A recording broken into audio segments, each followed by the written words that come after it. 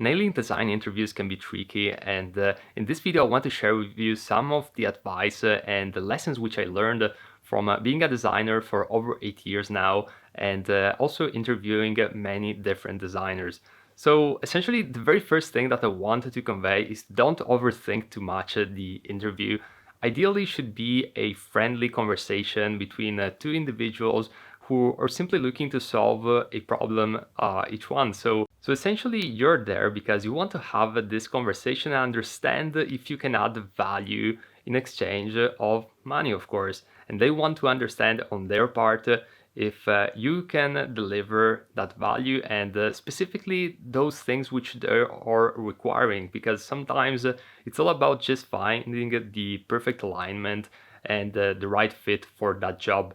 So this would be the first thing that you need to consider when it comes to the mindset, and you shouldn't really focus on it as something which is scarce, because you can find endless opportunities to hop on a design interview.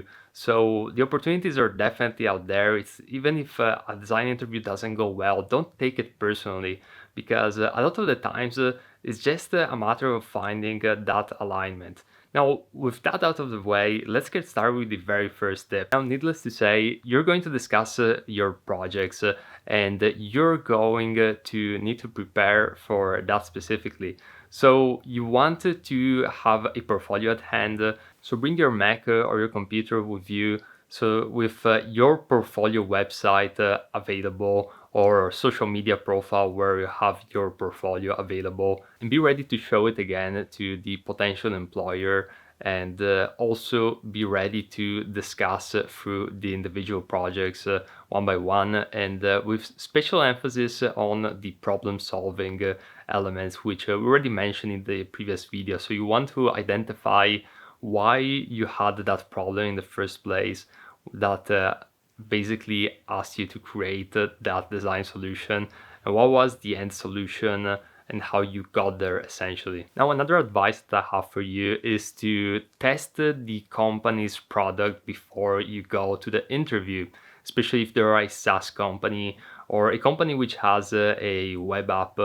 You definitely want to check out that web app prior the interview, because there's nothing more awkward than having them ask you a question such as what do you think about the product, or do you have any questions about a specific part of the flow of the product, and you have no clue what the product even is about. Especially if it's one of those products that you can sign up for free, definitely do that. Have a look around and have a basic understanding. You don't need to become an expert of the product prior to the interview. That's not what I'm saying, but even just having a 5-10 minute overview of the product is going to really help you out. And that is not only because you need to be a good kid and do your due diligence, but it's simply because you want to understand more about the product and the company that you're eventually going to work with.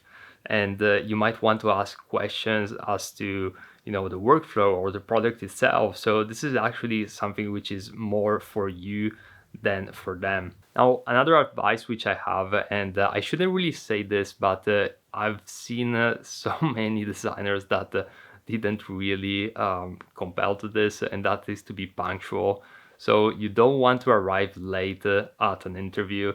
That's a big no-no. And even though you might be a great designer, you have a lot of experience, yada, yada, yada, if you're not punctual, that's not going to give a positive first impression to the interviewer.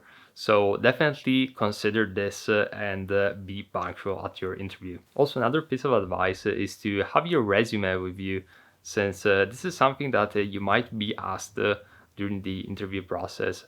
And the way I actually use my resume, because I'm not being asked for it all that often these days, but sometimes, especially in corporate companies, I notice this trend. They still want the resume, and what I do is I basically go on LinkedIn and I select the save as PDF of my entire profile, since my LinkedIn profile is essentially my CV. So the moment I do that, I have a physical PDF which I can also print and hand out as a resume, and it takes me 2 seconds, and I never have to design a resume these days ever, since the LinkedIn template is good enough for the job. It's not the most amazing design out there. I know that you can become more creative with the design, but it's definitely enough in my opinion, and it won't hinder any opportunity to get the job done, and you're going to save a lot of time. Now, on a final note, I want you to be authentic and honest. Again, you're at the interview because you want to deliver value in exchange of money, but the main thing is to just be honest and authentic with what your skills are, and especially at what you're not good at. And this is something which is going to really be helpful, because the other person is going to understand this, and if you're the right fit, because it's going to be awkward if you tell them that, for example, you're willing to do HTML, CSS, and JavaScript code, and then you go on the job in the first day, you're required to do that, and you don't really know how to do it, or maybe you don't have that level of experience which is needed for the job. So you definitely want to keep it honest and authentic. And again, there's endless opportunities out there for having a design interview, so don't necessarily feel the pressure that, oh, I absolutely have to get this job, or this project, because otherwise, I'm screwed. That's not going to be the case at all.